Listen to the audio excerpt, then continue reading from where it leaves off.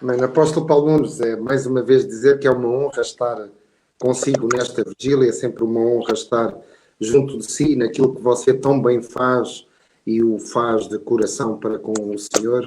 Você sabe que há na minha vida, no ministério e no meu ministério, uma grande gratidão pela sua vida, pela bênção que tem sido para a minha vida, para o meu ministério também, para a minha família, e é sempre uma alegria estar consigo nesta vigília e também conhecer amados irmãos, não é?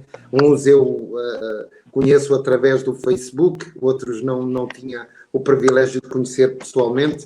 Eu estou a ver aqui o cantor que nos trouxe uma bênção, um louvor tão abençoado, também o pastor Nilson Lara, não é? Que eu já tive a oportunidade de ver algumas lives também da sua rádio, que é uma bênção, e também o pastor Gilberto, que é uma alegria, sei que é português e eu pessoalmente amo conhecer cada vez mais homens e mulheres de Deus que são portugueses. Amém. E que falam a língua portuguesa, não é? É sempre uma glória a Deus. Amém. Bom, esta tarde eu pedi ao Espírito Santo para trazer uma palavra que fosse uma palavra que nos edificasse. Nestes tempos que nós muitas vezes consideramos que são tempos difíceis. Nós só interiorizamos que é tempos difíceis se nós não estivermos atualizados com aquilo que é a palavra de Deus. Nós, quando olhamos para o livro do Apocalipse, eu durante 28 anos nunca preguei sobre Apocalipse, ultimamente tenho sido desafiado por Deus a trazer palavras e ministrações sobre Apocalipse, mas há dias eu estava a estudar sobre a queda da Babilónia.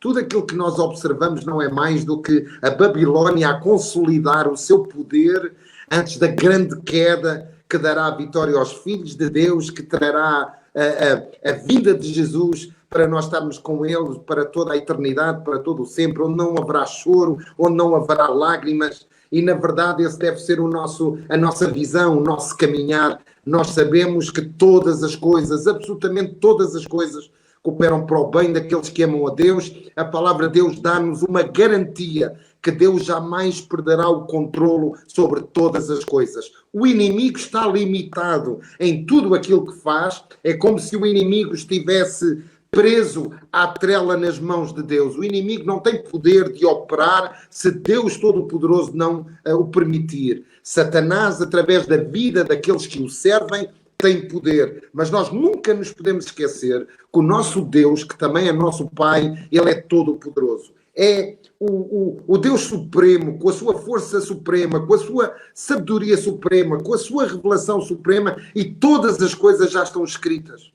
Quando nós observamos o livro do Apocalipse, nós entendemos isso mesmo, que a revelação que Jesus, através do anjo, deu ao apóstolo João, era aquilo que iria acontecer. Não era o que talvez fosse acontecer, não é o que provavelmente iria acontecer, é aquilo que ia acontecer. Por isso, tudo aquilo que se está a passar no mundo, toda a perseguição aos cristãos, nós observamos agora num determinado país, agora falha-me aqui o nome, talvez o apóstolo me possa ajudar, que o povo foi massacrado, maltratado, mas nós sabemos que isto está escrito, e nós, como filhos de Deus, temos sempre e teremos sempre uma palavra a dizer. E se nós, como igreja, não nos levantamos para trazer a palavra que Deus deseja que nós possamos trazer nesta altura de aparente trevas, então nós estamos a falhar aquilo que é o bom, o perfeito e agradável propósito de Deus e vontade de Deus para a nossa vida. Eu quero trazer uma palavra nesta noite para todos os irmãos. Há vários irmãos aqui que estão-nos a acompanhar nesta vigília, uma palavra de fé, uma palavra de esperança, uma palavra de certeza. Nós não estamos a caminhar para a situação do desespero. Pelo contrário, nós temos que observar, devemos de entender que tudo aquilo que se está a passar por todo o mundo, inclusive até dentro da igreja, é algo que nos foi predito por Deus, é algo que nos foi predito pela palavra de Deus. E eu queria trazer aqui alguns versículos, criando uma base para depois desenvolver muito rapidamente. Eu não quero ocupar muito tempo desta vigília, mas trazer muito rapidamente a palavra que Deus colocou no meu coração para nós edificarmos a nossa fé e continuarmos firmes na nossa caminhada. Sabemos que todas as coisas cooperam para o bem daqueles que amam a Deus e são chamados segundo o seu propósito. Se nós caminhamos no chamado de Deus, se nós trilhamos o propósito de Deus para a nossa vida, nós sempre seremos conduzidos em triunfo. Essa é a certeza que nós temos que ter, porque a palavra de Deus não falha, a palavra de Deus não mente, a palavra de Deus nos dá certeza, nos dá esperança, nos dá confiança. Há momentos que nós atravessamos de provações, mas as provações também nos edificam e servem para edificar a nossa fé, mais do que edificar a nossa fé, para nós nos conhecermos a nós próprios. Nós, muitas vezes, em fases difíceis da nossa vida, nós necessitamos de olhar para dentro, nós necessitamos de olhar para nós necessitamos de entender que ensinamento é que Deus nos está a querer trazer e, acima de tudo, para que nós nos possamos conhecer a nós pessoalmente. Deus não tem necessidade de nos conhecer. Ele conhece-nos em todas as coisas. Deus nos sonda o nosso coração, sonda os nossos pensamentos. Nós é que muitas vezes temos a necessidade de nos sondarmos a nós próprios para alinharmos a nossa vida de acordo com a palavra de Deus. Em Hebreus 10, no versículo 37 e 38, diz-nos algo que nós devemos ter como uma certeza. E no versículo 37, no capítulo 10 do livro de Hebreus, diz-nos: porque ainda dentro de pouco tempo, aquele que vem virá e não tardará.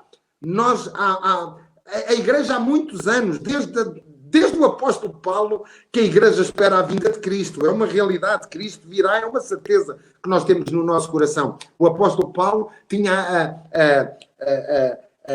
eu não digo que tinha a certeza, mas ele tinha a expectativa que Cristo ainda viria, com ele ainda operando, com ele ainda vivo.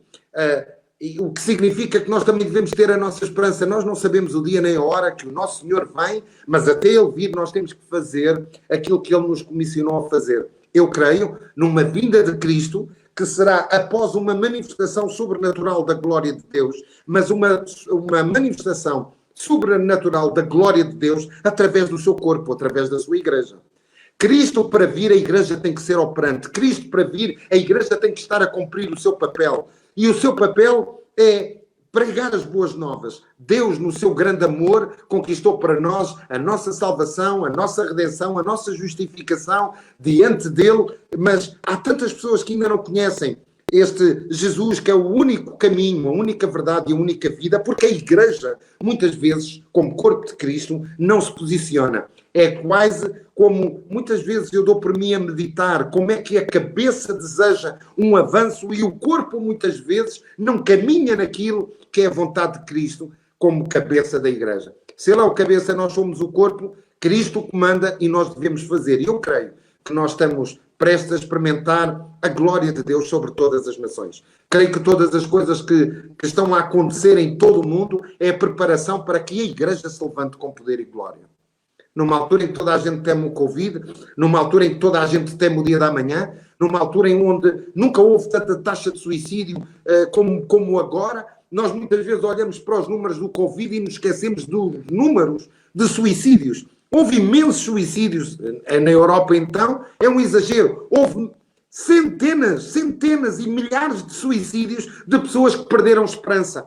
E a esperança que o mundo necessita, e a esperança daqueles que estão perdidos necessitam, vai ser trazida através de nós. Nós somos a boca de Deus, a mão de Deus, os pés de Deus, o caminhar de Deus. Ele se move em nós e através de nós. Se Deus habita em nós, é para nós fazermos alguma coisa. E eu quero me parecer que às vezes nós, como filhos de Deus, não como servos de Deus, como filhos de Deus. Aliás, o comissionamento de Jesus não é apenas para servos, é para filhos. Ir por todo o mundo, pregai o evangelho a toda a criatura, não é um benefício apenas daqueles que são chamados pelos 5 dons do ministério. Ir por todo o mundo, pregar o evangelho a toda a criatura, é uma tarefa sua que está nesta live, é uma tarefa minha, não pelos dons e pelos chamados, nós apenas somos servos que obedecem ao seu Senhor. E se muitas vezes Jesus está às portas e Jesus retarda a sua vinda, é porque nós não estamos a fazer aquilo que Ele deseja que nós façamos. Mas eu sou daqueles que acredita que a Igreja se está a posicionar com grande poder e grande glória para uma manifestação sobrenatural da glória de Deus. Porque ainda dentro de pouco tempo, aquele que vem virá e não tardará. Todavia, o meu justo viverá pela fé. E se ele retroceder, a minha alma não se compraz nele, diz o Senhor. O justo viverá pela fé. Nós, justificados pelo sangue de Cristo, somos exortados, desafiados a viver pela fé. E a palavra de Deus ainda vai mais longe. Diz que aquele que está comissionado para viver com a fé não deve retroceder. E se retroceder, nele não se agrada o Espírito de Deus, nele não se agrada o coração de Deus. Nós não somos daqueles que retrocedem. Aqui, o escritor de Hebreus queria alertar aqueles que estavam a voltar de uma fé pura, genuína, verdadeira e operante para o judaísmo, para uma lei que tinha sido um peso sobre a vida deles, mas que eles estavam a querer voltar atrás. Mas o justo viverá pela fé. E se nós vivemos pela fé, não devemos nunca retroceder, porque se nós retrocedermos na nossa caminhada de fé, Deus não se agrada da nossa vida, do nosso coração, do nosso ministério, do nosso chamado, dos dons que colocou sobre a nossa vida. Nós somos chamados a cada dia, diariamente, hora após hora, segundo após segundo, a viver pela fé. Somos exortados por Deus a não voltar atrás, a não retroceder. Nós fomos chamados para viver pela fé. Mas o que é isto de fé? Porque muitas vezes eu observei também, muitas vezes, determinados ensinos sobre fé que não era mais do que fezada. Ou seja, não era uma fé que agrada a Deus, não era uma fé de dentro para fora, era uma fé de fora para dentro. Ou seja, eu tenho fé para receber finanças de fora para dentro. Eu tenho fé para receber prosperidade de fora para dentro. Eu tenho fé para que a minha família tenha um carro novo de fora para dentro. E nós somos exortados pela palavra de Deus a viver de dentro para fora. A verdadeira vida da igreja, a verdadeira ação da igreja é viver de dentro para fora. É nós transformarmos o nosso coração para podermos expressar e ser a luz, o sal e o bom perfume de Cristo. Para ser o bom perfume de Cristo não dá para não viver de dentro para fora. Somente uma vida transformada por dentro vai influenciar todos aqueles que estão ao seu redor. E nós somos chamados para viver pela fé. E se retrocedermos, Deus não se agrada sobre nós. Mas o que é isto de fé? Nós continuamos no livro de Hebreus, onde há um hino majestal à fé. Nós somos exortados a aprender no livro de Hebreus 11 o que foi a fé e o que originou fé. Porque há uma coisa que é muito importante que nós observamos no livro de Tiago. A fé sem obras é morta. Isto levou muitas vezes a que houvesse como um curto-circuito na vida de muitos homens e muitos servos de Deus. Como é que a fé sem obras é morta? Nós somos salvos pela fé, não pelas obras, não por aquilo que nós fazemos. Mas se nós formos ao fundo da palavra de Deus, nós entendemos que aquilo que Tiago estava a querer dizer é algo que nós necessitamos para exortar na nossa vida e na nossa caminhada. Fé sem ações correspondentes é morta. Nós não basta apenas dizer que temos fé, nós temos que ter ações correspondentes àquilo que é a nossa fé. Mas, biblicamente, o que é fé? 3 versículos nos explicam muito bem o que é fé, e depois nós observamos na continuação do livro de Hebreus, capítulo 11, as obras, as ações correspondentes àquilo que era fé, e eu daqui a pouco quero terminar sobre a fé de Moisés, que foi uma bênção e deve ser um ensinamento para nós. Moisés que falava face a face com Deus, Moisés que foi um servo de Deus, Moisés que era um intercessor do seu povo, Moisés que era um homem com o coração em Deus, na obra de Deus, na vontade de Deus. Moisés era uma bênção. É interessante que, derivado ao povo que estava junto de Moisés, que tinha abandonado Deus, que no coração não estava Deus, não estava o propósito de Deus, não estava a vontade de Deus, a determinada altura Deus diz, Moisés, fala à rocha. Moisés não falou à rocha, bateu na rocha, não era para bater na rocha, era para falar à rocha, que a rocha iria verter água. E por esta desobediência, Moisés não entrou naquilo que Deus tinha para ele. Mas não deixou de haver algo na vida de Moisés que foi fundamental para um chamado tão grande e um líder e uma referência na antiga aliança.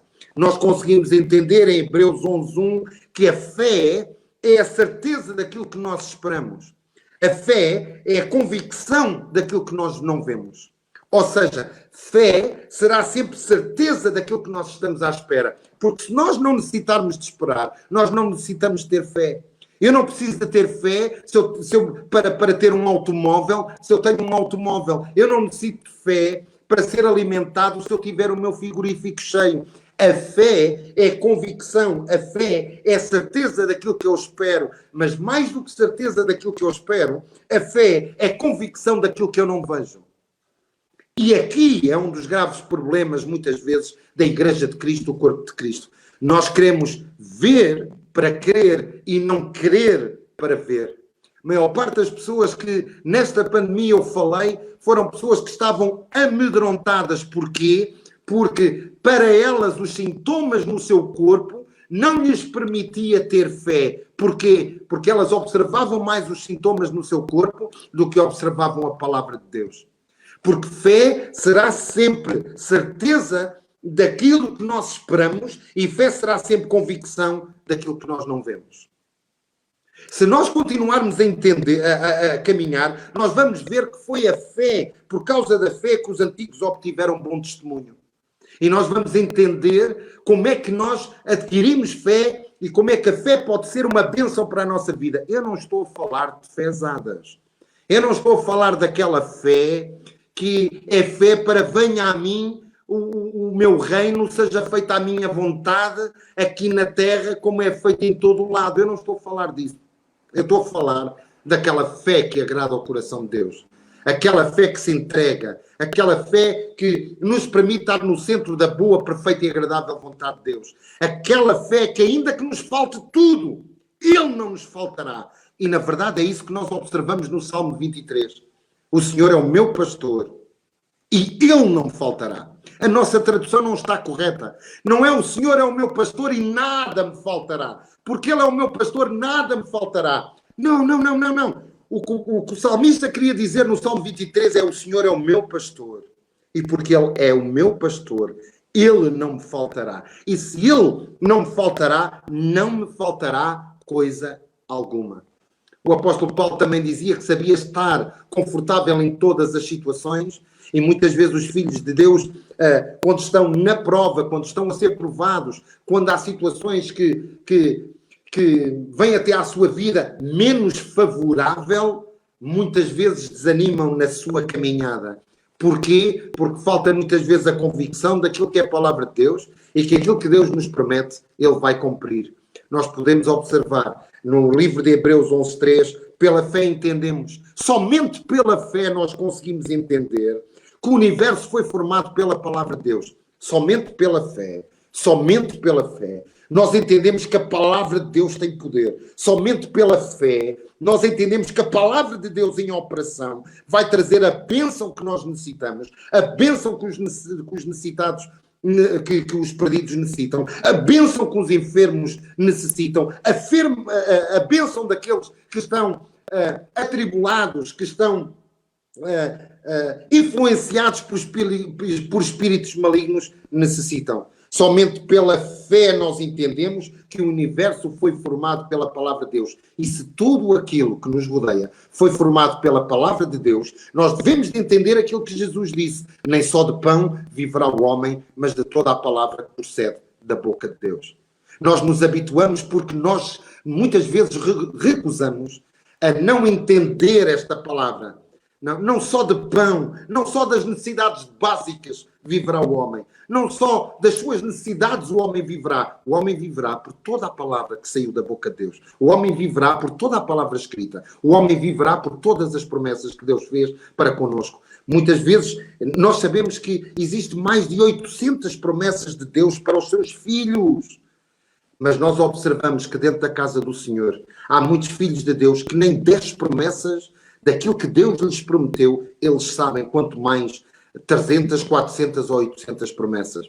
Deus nos fez promessas para todas as áreas da nossa vida. Deus nos deu promessas para nos prosperar, para nos curar, para nos libertar, para nos fortalecer, para nos animar, que lida connosco no nosso corpo, na nossa alma, mente, vontade, emoções e no nosso espírito. Existem promessas na palavra de Deus que nós não queremos pôr em prática.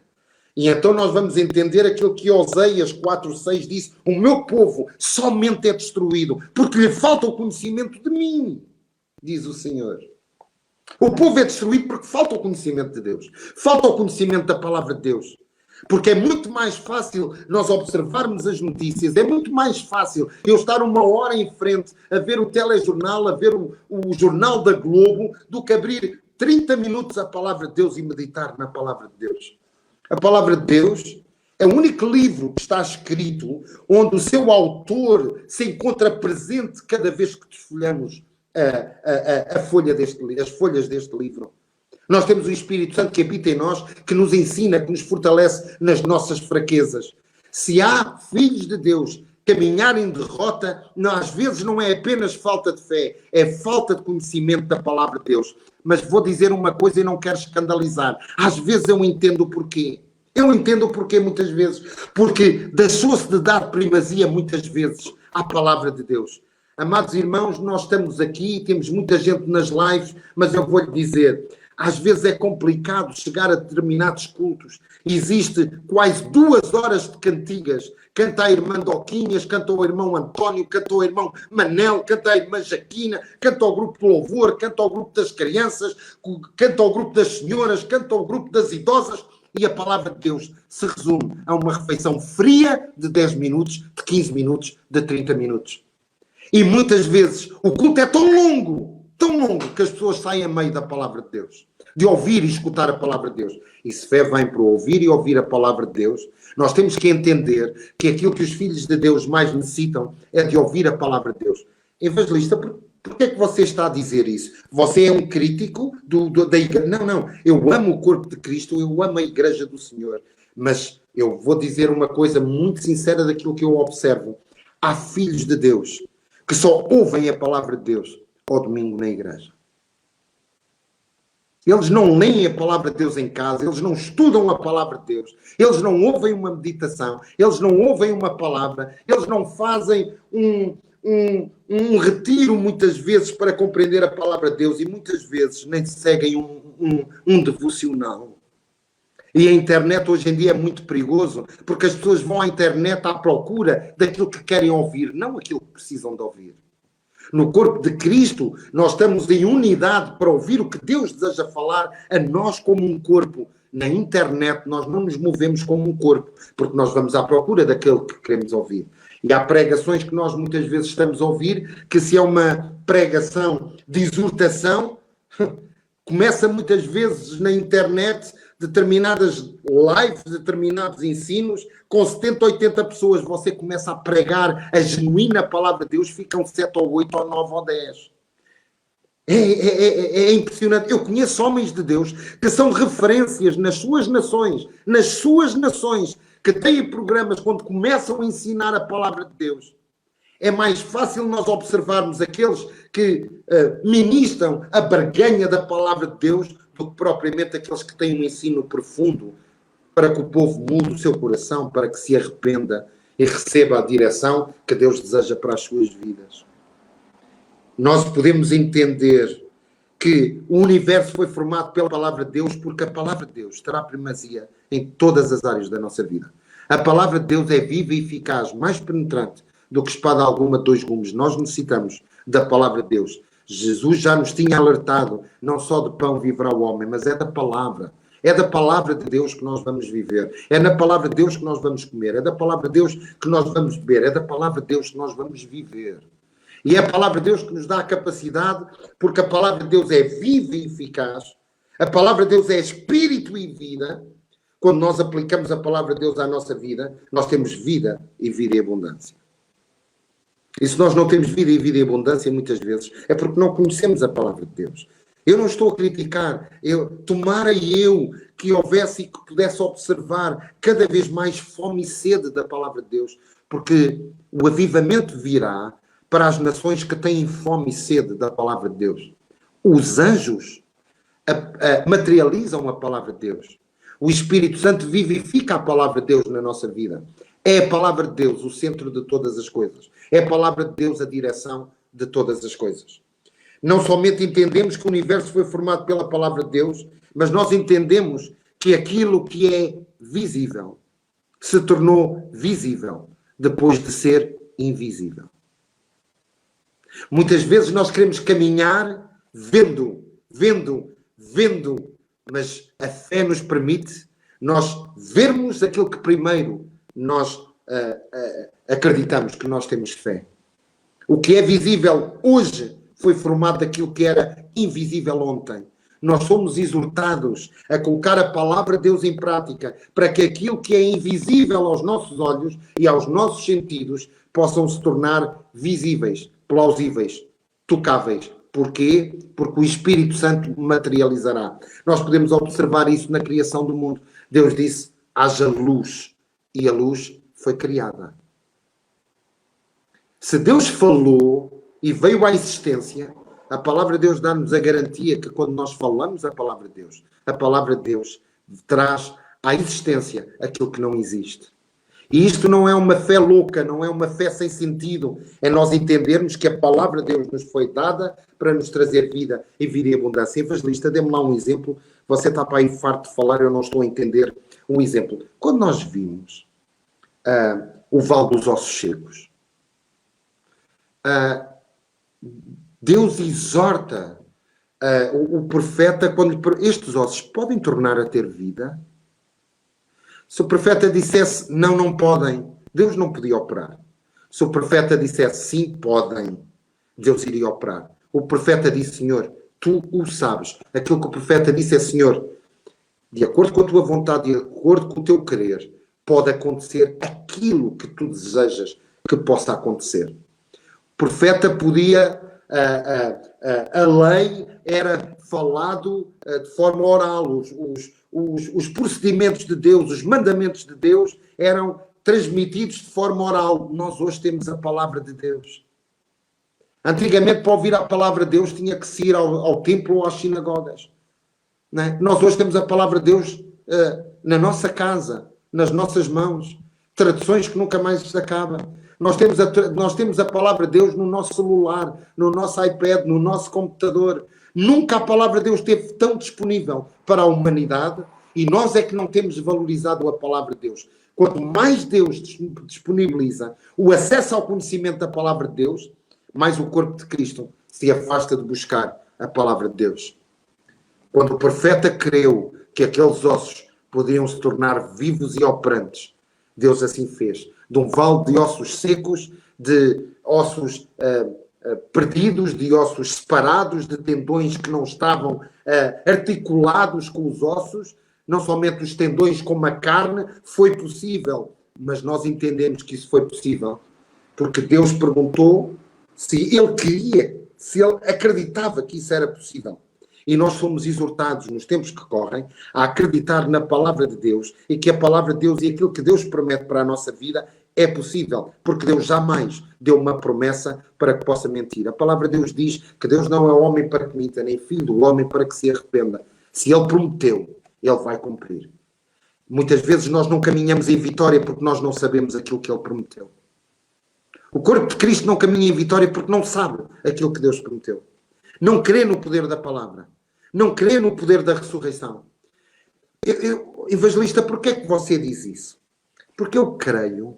Há duas coisas que eu creio que ultimamente me têm feito orar muito. Primeiro, muitos filhos de Deus não sabem que o Espírito Santo que criou todas as coisas, o Espírito Santo que materializou todas as coisas, que criou todas as coisas, vive dentro deles. O Espírito Santo, Criador de todas as coisas, de acordo com a vontade de Deus, Ele trouxe à existência todas as coisas. O Espírito Santo habita em nós. Mais do que isso, o Espírito Santo que ressuscitou Jesus dentre os mortos, vive em si e vive em mim. E nós não temos esta ideia. É impossível nós termos a ideia que Deus, através da presença do seu Espírito Santo, que o Espírito Santo é Deus em nós, como é que pode haver filhos de Deus derrotados? Como é que pode haver filhos de Deus a tentar suicídio? Como é que pode haver servos de Deus a terminarem com a própria vida? Eu não quero crer que acreditam que o Espírito Santo de Deus vive em sua vida de forma poderosa.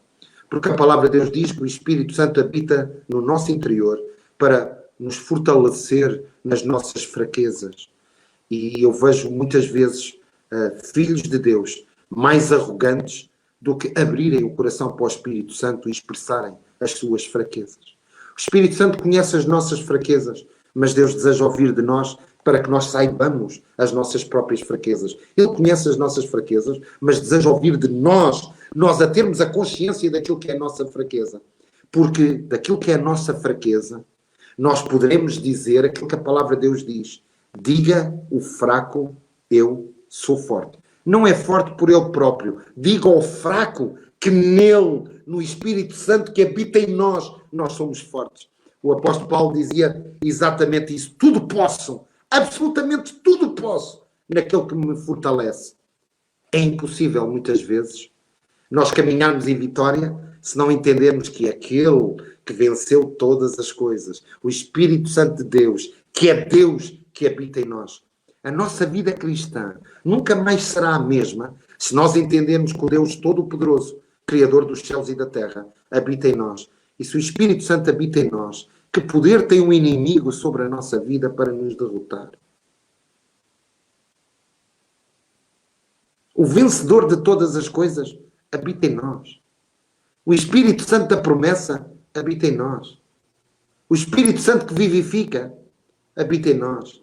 O Espírito Santo que fortalece habita em nós. Aleluia. Alguma coisa está a acontecer para que os filhos de Deus e o corpo de Cristo não entendam que o Espírito Santo habita neles. Eu creio que há muitos filhos de Deus que não entendem que Deus, a sua presença, está em nós através do Espírito Santo. Outra coisa que eu também não acredito muitas vezes é que haja filhos de Deus que entendam que um dia estarão face a face com o seu Criador e que não há mais desculpas para aquilo que foi uma vida sem sentido, uma vida sem buscar a palavra de Deus, uma vida sem buscar a vontade de Deus para a sua vida, uma vida que dissipou os bens que Deus colocou em suas mãos.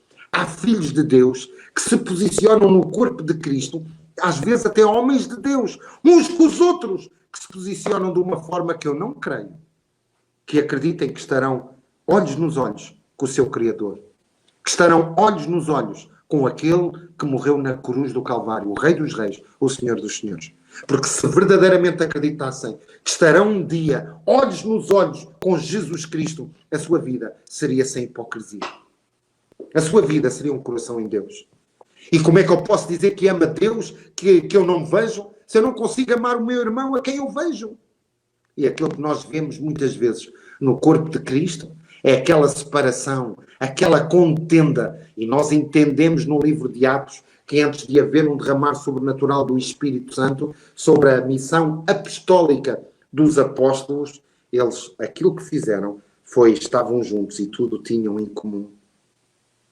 E nós nos esquecemos muitas vezes que a nossa luta não é contra as denominações. A nossa luta não é contra a igreja que está a 100 metros no nosso quarteirão. Se a igreja que está perto de nós frutifica, é o reino de Deus que frutifica. Se um homem de Deus que nós observamos o seu ministério a prosperar, é porque ele busca em madrugada o Espírito Santo e a vontade de Deus para a sua vida. É verdade, Jesus. Muitas vezes, irmãos, me permitam dizer isto. Não sei porque é que estou a dizer. Não tinha planeado dizer isso. Nós muitas vezes não alcançamos bênção no nosso ministério porque nós não conseguimos entender o derramar da glória e da bênção de Deus sobre a vida de ministérios de homens e mulheres de Deus. E muitas vezes sem os conhecermos e conhecermos o seu chamado, o seu dom, a sua devoção, a sua dedicação a Deus, nós criticamos sem sequer muitas vezes ouvirmos aquilo que ele pensa ou aquilo que ele diz.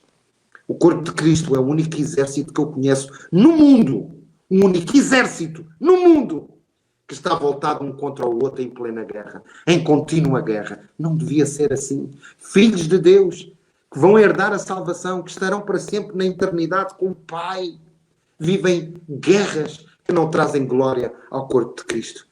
Eu costumo dizer, eu amo homens e mulheres de Deus, eu amo filhos de Deus. Não consigo muitas vezes entender como é que a dificuldade de um homem de Deus não é a minha dificuldade. A dificuldade de um filho de Deus que está sentado na igreja, no mesmo corpo do que o nosso, não é a minha dor também. E se nós formos a ver, cá para nós, eu agora nem estou a falar, apóstolo, para a live, estou a falar para nós que aqui estamos. Quando nos diz que muitos, quando tomavam a Santa Ceia, já estavam fracos e doentes e outros que já dormiam, É porque eles não discerniam o corpo de Cristo. E aquilo que eu creio muitas vezes é que nós não temos discernido, muitas vezes, o corpo de Cristo. Por isso é que nós falamos em avivamento, mas o avivamento retarda, não por vontade de Deus. Porque eu creio que o noivo anseia a noiva para as bodas do Cordeiro. Nós certamente que todos estamos aqui, já contraímos um matrimónio e já casamos. Tudo aquilo que nós queríamos quando tínhamos a nossa noiva é que a noiva se tornasse a nossa esposa o quanto antes. Fizemos tudo para casar rapidamente. Fizemos tudo para que a noiva se tornasse esposa. Mas como corpos de Cristo, como filhos de Deus, a noiva do Cordeiro, nós temos teimado a que o noivo venha buscar a sua noiva que está adornada. Porque a palavra de Deus nos diz que quando Jesus vier buscar a sua noiva, quando ele abraçar a sua noiva, já não é mais noiva, é sua esposa. E nós, como noiva, não nos temos sabido ter a sensibilidade de nos entregarmos ao noivo para que ele venha. Nós dizemos que queremos que ele venha, mas nós ainda não nos ataviamos como o noivo é digno para ser recebido pela sua noiva. E a noiva de Cristo somos nós. E a noiva de Cristo somos nós. Nós podemos observar, estou quase a terminar, pela fé entendemos que a palavra de Deus trouxe aquilo que era invisível, se tornou visível. Eu creio na unidade do corpo de Cristo, ainda que hoje não pareça visível, eu creio que o visível virá do invisível se eu aplicar a palavra de Deus. Eu creio numa igreja curada, eu creio numa igreja santificada, eu creio num corpo de Cristo que é o bom perfume. Mas não é o bom perfume dentro da igreja. É interessante que nós observamos que a palavra igreja significa sair, e nós olhamos para dentro da igreja e há ministérios que não saem de dentro de 4 paredes.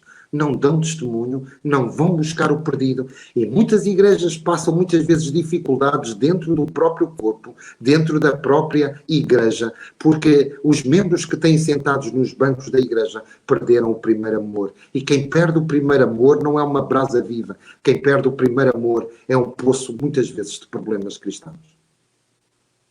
Muitas vezes aqueles que estão sentados nos bancos da igreja, que perderam o primeiro amor, são aqueles que querem ser cuidados a toda a hora com leitinho espiritual e não o alimento sólido da palavra de Deus.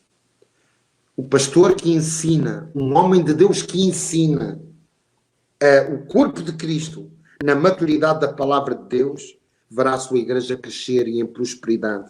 Porque aquilo que verdadeiramente é importante, buscar a Deus para entregar a todos, muitas vezes, e eu conheço homens de Deus que não fazem completamente o seu ministério porque têm 10, 12, 15 pessoas dentro da igreja que se recusam a crescer no conhecimento da palavra de Deus e mudar a sua vida e ser o bom perfume de Cristo. Para terminar, quero falar sobre a vida de Moisés. Moisés não somente foi um homem de fé, nós já entendemos o que é fé, mas Moisés foi um homem que fez uma decisão para uma vida de fé.